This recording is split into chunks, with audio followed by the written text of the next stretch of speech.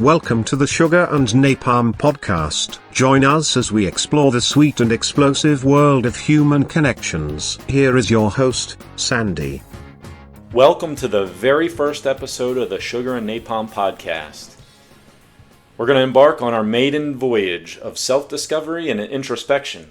I'm your host, Sandy, and today we're diving headfirst into the profound realm of self-awareness. Join me as we unravel the mysteries of the mind and unlock the secrets to living a more authentic and fulfilling life. Since this is the first of hopefully many episodes, I wanted to take a minute and discuss some housekeeping, if you will. The name of the podcast comes from a nickname that I gave my ex-girlfriend. Based on her Facebook post, I figured that she was really quite sweet, most of the time, and every now and then she could explode into anger at any time. So I called her Sugar and Napalm. We spent a lot of nights on the phone. We talked about everything under the sun. And a lot of our conversations turned into mini therapy sessions, if you will, or unpacking sessions as we called them. I would articulate her feelings on certain events or social interactions of the day. In turn, she would teach me about related metaphysical concepts. These are things that I had a hard time grasping. They were really abstract for me, but she helped teach me about these. At some point, we thought it would be an amazing opportunity maybe to put together a podcast talking about these kind of things. And since we talked for hours and hours effortlessly, we were going to give it a shot. She was really good at setting me up for humorous sayings, and she was the straight person to my funny man. We had incredible banter, and I think the audience would have really enjoyed it. Unfortunately, all good things come to an end, and she is no longer in my life. But I wanted the spirit of those conversations to live on through this podcast. Since relationships can be sweet and sometimes explosive, I felt this program should keep the name of Sugar and Napalm. So with that said, I dedicate this episode to her. In the event she is listening, thank you for all you've done for me. I am happy and grateful that you were in my life, and I hope you enjoy the show. I will be discussing mostly relationships on this podcast, typically male and female, sometimes interpersonal, sometimes intrapersonal. I am not a psychologist, and I am definitely not the arbiter of the metaphysical. I had a great teacher, and I intend to blend these together in a humorous and hopefully insightful way. Stay tuned to see if I succeed. You might not like the sound of my voice. I don't care for it myself, but hopefully over time it'll get better. I'll get used to it. You guys will get used to it. And the content is relatable and hopefully helpful. You're going to hear my Android co-host, who I call Jarvis.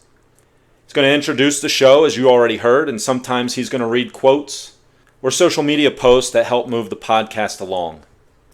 My hope is to build a community of like-minded listeners, people who are interested in learning about relationships, the metaphysical, and maybe life in general. I'm 47 years old, so I've been through quite a bit. Good times and bad times, and I hope to learn a thing or two from my audience. All of my social media contacts are in the bio, so please reach out and let me know what you think of the podcast. Comments, questions, and suggestions are definitely appreciated. All right, back to the show.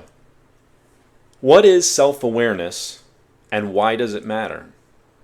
It's more than just knowing our likes and dislikes. Self-awareness is the foundation upon which we build our identities and navigate the complexities of existence. It's about peeling back the layers of our consciousness to uncover our true selves.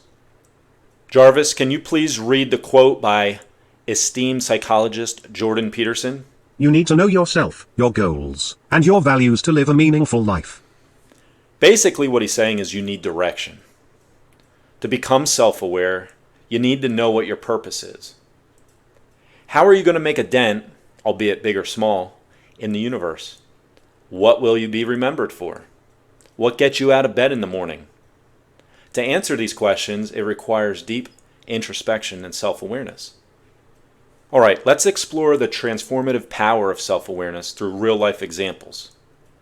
Imagine a world, if you will, where individuals embrace their strengths and weaknesses alike, unafraid to confront their vulnerabilities and pursue personal growth with unwavering determination. You'd get a lot more done, and most people, their lives would be a lot better. All right, Jarvis, read us a quote from Maya Angelou. I've learned that people will forget what you said, people will forget what you did, but people will never forget how you made them feel. Isn't this true when dealing with a significant other? In that particular order, what you said, what you did, and how you made someone feel. Unfortunately for me, I have an incredible memory. So all these things kind of blend in together. Pay attention to actions, particularly your own. Over time, what you said will be forgotten, at least verbatim. What you did will lose some impact, but how you make someone feel will always be remembered. You'll never forget the way you felt when you first met that special someone, right? The butterflies, the anticipation. What was exactly said in that moment will probably vanish over time. Yeah, you might remember some of it. What exactly you were doing might fade. But the feeling it gave you will come flooding back once you put all those other pieces together. Ah, yes. But what happens when we lack self-awareness? You might find yourself stumbling through life, repeating mistake after mistake, and wondering why things never seem to change. It's a journey fraught with missed opportunities and unfilled potential.